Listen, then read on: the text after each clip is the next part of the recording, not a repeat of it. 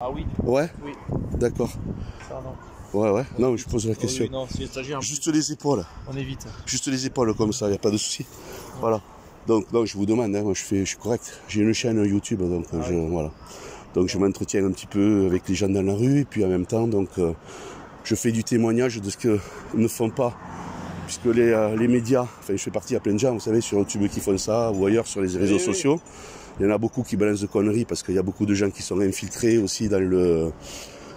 On dira dans la sphère, vous savez, des conspirationnistes. Non, ça n'existe pas ce mot. Complotiste, allez chercher sur l'extérieur, ça n'existe pas. Et complotisme, ce mot est dans le dictionnaire depuis 2012. Voilà. Et on peut faites vos recherches si vous connaissez un petit peu là-dessus, et vous verrez que si vous cherchez bien sur le plan du mot complotiste ou complotisme, vous verrez que c'est plutôt un titre qui est glorifiant, puisque ce sont des gens donc en fait qui sont au courant et qui alertent. Ouais. Et avec des infos, des gens sérieux. Voilà. Et l'important, c'est quand même de pouvoir donner, que les gens aient accès quand même à certaines vérités, pour qu'ils puissent aussi donc s'éveiller. Parce que le travail de l'éveil, c'est pas moi qui va venir à quelqu'un lui dire bon mais éveillez-vous, vous imposez mes idées. Ça se fait progressivement. Les médias font l'inverse. Les médias font l'inverse, voilà. Tout à fait, voilà. Exactement. Alors vous êtes à la caserne là-bas? Oui. Moi j'avais passé, pour l'anecdote, en 2001. Ouais, mais c'était juste avant, vous savez ce qui s'est passé? C'était super sympa en plus, parce que moi je suis éducateur sportif, je suis prof de lutte. Et donc, pour valider les diplômes, tout ça, bon, il faut la FPS. J'avais trouvé ça super bien là, au niveau des pompiers. Et on n'avait pas pu faire un repas à la fin, parce qu'il y avait une bonne ambiance avec, je ne me rappelle plus le nom des gars, et après, bon, ils étaient... je ne sais pas si vous étiez, vous, encore déjà sur le... Non, pas encore. Pas encore. Voilà, vous n'étiez pas pompier encore? Non. Non. Voilà, d'accord.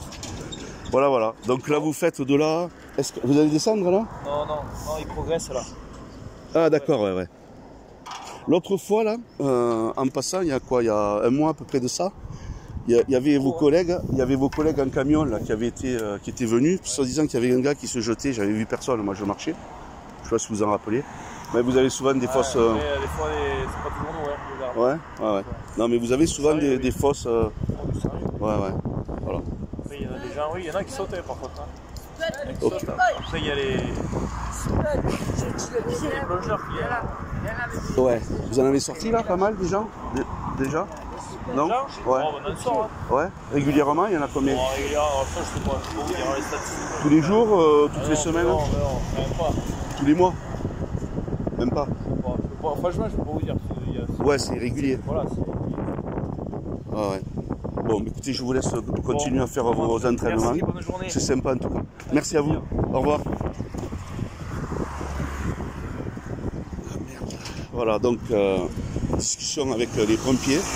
Très sympa, oui. Donc petit témoignage en direct, de voir donc ce qui se passe. Bien sûr, les gens ne veulent pas être filmés. Je le comprends. Ils ont un boulot. Ils sont pompiers professionnels avec des stagiaires, donc on ne peut pas les montrer. Et voilà. Donc je reviens donc sur l'hôpital. Donc j'appelais cet ami, donc pour moi c'est quelqu'un de la famille, hein, c'est plus que des amis. Parce que bon, c'est la personne donc, avec qui ma mère joue aux cartes. C'est vraiment voilà, il y a un lien très fort. Voilà. Au niveau de l'aide, voilà. C'est des personnes à qui je voue une reconnaissance, voilà, par rapport à ce qu'elles font. Et donc souvent je l'appelle donc à son portable à l'hôpital, et elle me disait bon mais ils arrivent, non mais ils n'aiment pas trop qu'on parle. C'est curieux quand même. T'es à l'hôpital, on te interdit les visites,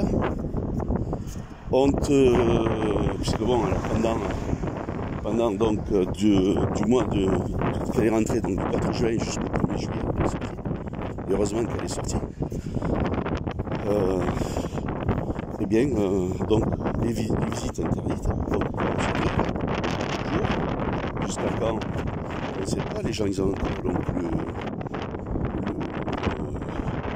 le masque, hein, et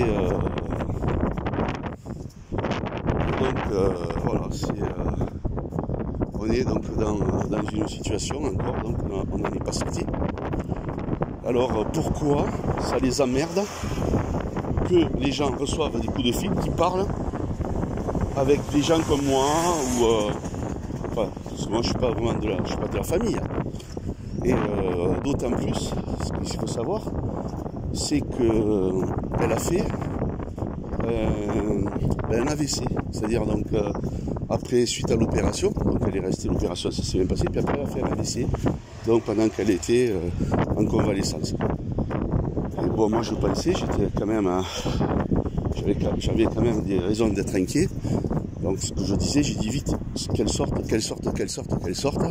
et qu'elle aille se mettre donc à la campagne, hein, chez sa sœur, et ça ira mieux.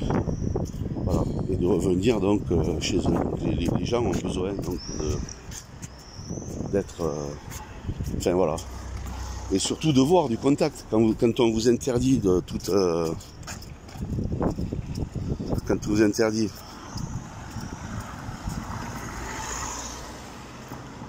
alors il y a écrit l'exposition et la mise au point sont verrouillées. Alors je sais pas ce que c'est, bon bref, des choses qui sont verrouillées. Donc si quelqu'un sait, c'est un téléphone portable avec lequel je filme. Voilà, allez, pour faire plaisir à... il y a Mathilde qui met qui adore Nougaro, donc Mathilde, voilà, pour toi, la photo de Nougaro, que tu connais, que tu aimes bien, puisque tu as été le voir donc en concert. Et moi aussi, hein, à l'époque, quand il y avait donc, quand il était encore de ce monde, et qu'il y avait les concerts et voilà, je filme là, les amis, là. Si vous me rentrez dedans, on vous voit, hein. Voilà, donc voilà, je vais arrêter là cette vidéo là, et puis je vous dis donc une prochaine vidéo, peut-être aujourd'hui, peut-être un autre jour, on verra. Voilà, c'était ce que je voulais vous raconter comme histoire. Hein, alors, si une chose, j'ai des gens qui m'ont dit oui, j'ai été contaminé, etc. Mais bon, ils sont bien en vie. Et, on leur a diagnostiqué certainement ces choses-là, ils continuent à le croire. Mais il y a quand même un doute, hein, qui subsiste, même dans leur cerveau, même s'ils ont été conditionnés. Voilà.